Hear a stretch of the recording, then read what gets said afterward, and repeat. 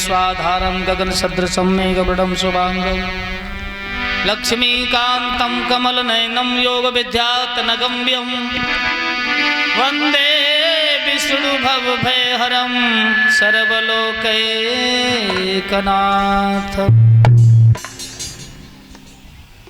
इसी पावन कथा को कैलाश पर्वत पर विराजमान भगवान भूतनाथ भोले बाबा श्रवण करा रहे हैं और इसी कथा के लिए काग वसंत जी महाराज गरुड़ जी महाराज को श्रवण करा रहे हैं। इसी पावन कथा को कैलाश पर्वत पर बैठ के माँ गिरजा को भगवान भोले बाबा ने श्रवण कराया और इसी कथा को सुनकर के धुंधकारी जैसे प्रेत का मोक्ष हुआ। इसी कथा से महाराज परीक्षित मोक्ष की अभिलाषा में सुनने के लिए बैठे। कथा का सप्तम दिन है। परीक्षित को चिंता लगी है कि विमान आएगा अब मुझे लेने। सुखदेव ने कहा बेटा अब एक नहीं हजार तक्षक आ जाएं तुझे डस नहीं सकते। ये मुझे संपूर्ण विश्वास है, पर मेरी कथाओं को सुन के शंका मत करना।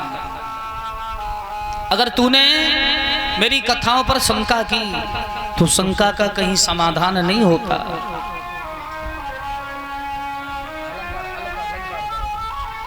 महाराज सुखदेव ने कहा बेटा कंस दिन प्रतिदिन भयभीत होता जा रहा है। देवता ने नारद को भेजा। नारद जी ने कहा महाराज आज से पहले जब आते थे बड़े खुश नजर आते थे, बड़ा हमारा सम्मान करते थे। अब दिन प्रतिदिन आपका चेहरा सुस्त होता जा रहा है, ये कारण क्या है?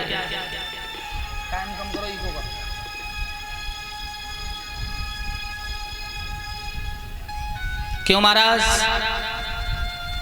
अरे शरीर में कोई रोग है तो डॉक्टर से दवा ले लो, और किसी दुश्मन का डर है तो सेना को तैयार करो और उसे परास्त कर दो। कंस कहने लगा महाराज जिस बीमारी का इलाज मैंने जैसे जैसे कराया वो बीमारी बढ़ती जा रही है, वो बीमारी कम नहीं हो रही महाराज। नारद जी बोले बेटा ऐसा कौन सा रोग लगा है तुम्हारे अंदर जो रोग दवा से कम ही नहीं होता? कंस बोला तुमने कहा था ना कि नील कमल के फूल वो भी आ गए, और जब तक वो दोनों मेरे काल कृष्ण बलराम नहीं मारे जाएंगे तब तक मेरी बीमारी समाप्त होने वाली नहीं है।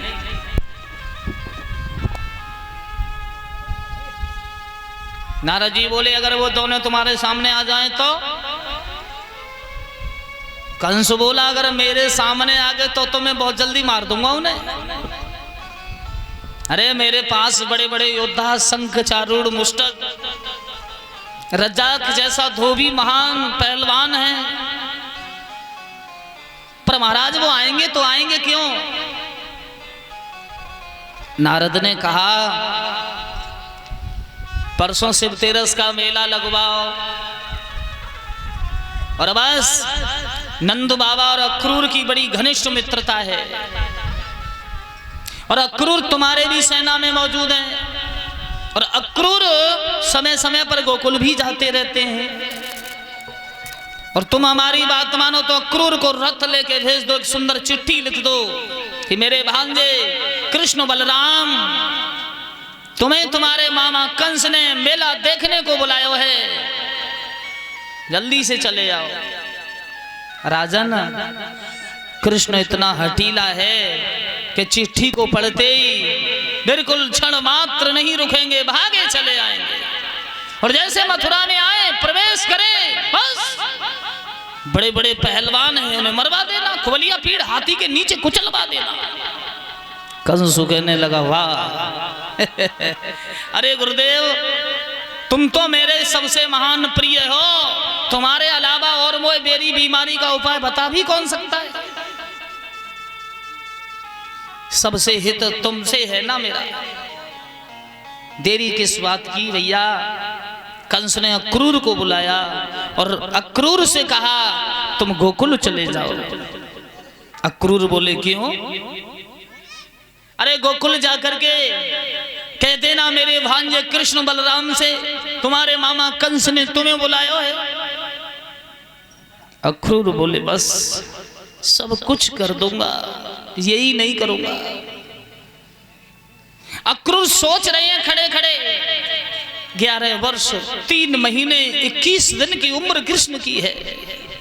कंस महान योद्धा है, कंस बड़ा बलवान है, और मैं कृष्ण बलराम को अगर अक्रूर तू लेके किसी बहाने से आ भी गया और इस दुष्ट ने अगर उन दोनों को किसी तरह से मार भी दिया तो अक्रूर तू जीते जी मर जाएगा, तू मुंह दिखाने के लायक नहीं रहेगा। अक्रूर ये पाप नहीं करेगा, नहीं करेगा। कंस ने कहा बोले नहीं महाराज, शांत क्यों हो गए? अक्रूर ने कहा महाराज बस गोकुल जाना मेरे बस की बात नहीं, आप किसी और को भेज दीजिए। कंस ने कहा वाह, गोकुल जाओगे या सीधे बैकुंठ जाओगे? अक्रूर ने सोचा अगर मैं गोकुल नहीं गया तो ये मुझे मार देगा। निर्णय कर लो अक्रूर, गोकुल जाना है या परिवार के साथ जेल में अंदर जाना है? अक्रूर ने सोचा प्रभु के दर्शन हो जाएंगे, देखा जाएगा। रथ तैयार किया और अक्रूर रथ में बैठे, रथ वृंदावन की ओर चला तो अक्रूर का दिल और ज्यादा धड़कने लगा। भगवान कृष्ण यमुना के किनारे गैया चरा रहे थे महाराज, और मेरे कन्हैया यमुना के किनारे जब गैया चरा रहे हैं, अक्रूर का रथ यमुना के किनारे पहुंचा। संध्या काल होने को है, प्रभु के सुनहरे बाल, घुंघराले बाल, गायों के पीछे भागते भागते वो धूल बालों पर छा गई है। उस धूल पर संध्या काल भगवान सूर्य की किरणें पड़ती हैं। प्रतीत होता है मेरे हरि के वक्षस्थल बालों में स्वर्ण लगा। वो सूर्य की किरणें उन बालों को ऐसा सुनहरा बना दिया जैसे कि सोने के बाल मेरे गोविंद के केस बने। रथ खड़ा किया, अक्रूर सोचने लगे चलो यमुना में नहा लेते, आगे बाद में यात्रा करेंगे महाराज। कृष्ण बोले अक्रूर डर रहे हैं, लेने तो आ रहे हैं लेकिन मन में शंका है कहीं कृष्ण को कंस ना मार दे। भैया अक्रूर ने रथ खड़ा कर दिया और रथ खड़ा करके अक्रूर अंदर प्रवेश किया वस्त्र उतार के यमुना में नहाने के लिए। महाराज परीक्षित जिस समय डुबकी लगाई अक्रूर ने तो क्या देखा, यमुना के अंदर भगवान कृष्ण बंसी बजा रहे हैं। बोली गोविंद भगवान की। अरे अक्रूर ऊपर आए तो क्या देखा, कृष्ण रथ पर बैठे। फिर डुबकी लगाई महाराज तो कृष्ण फिर जल में बंसी बजा रहे हैं। फिर ऊपर आए तो फिर रथ पर बैठे, और रथ की ओर आए तो रथ में कोई नहीं था। अक्रूर समझ गए अब कृष्ण नहीं कंस मारा जाए, और मैं लाला को लेके अब जरूर जाऊंगा, मैं गोविंद को लेके मथुरा जरूर ही जाऊंगा। और मुझको मालूम है कि अब कंस ही मारो जाएगा, मेरे लाला को कछु ना होए वे बात। सज्जनों अक्रूर रथ पर नहीं बैठे, थोड़ा सा रथ आगे चला। 6 वर्ष का एक मित्र मधुमंगल श्री रामा संकीर्ण मनसुका मन तो मंगल एक झाड़ी से निकल के आओ लाला, ओरे लाला कन्हैया। क्यों लाला? बोल। वो देख काऊ को रथ आ रहे है, बड़े सुंदर घोड़ा है उस रथ में, बड़े घंटे सुंदर लगे हैं भैया। देख वो देख कृष्ण झाड़ी से निकले, बीच राह में खड़े हो गए। और कृष्ण जब बीच राह में खड़े हैं, सज्जनों रथ आया, अक्रूर ने खड़ा कर दिया। कृष्ण ने वंदन किया, चरण वंदन प्रभु ने किया। और जैसे चरण वंदन किया, अक्रूर रथ से नीचे उतर के आया।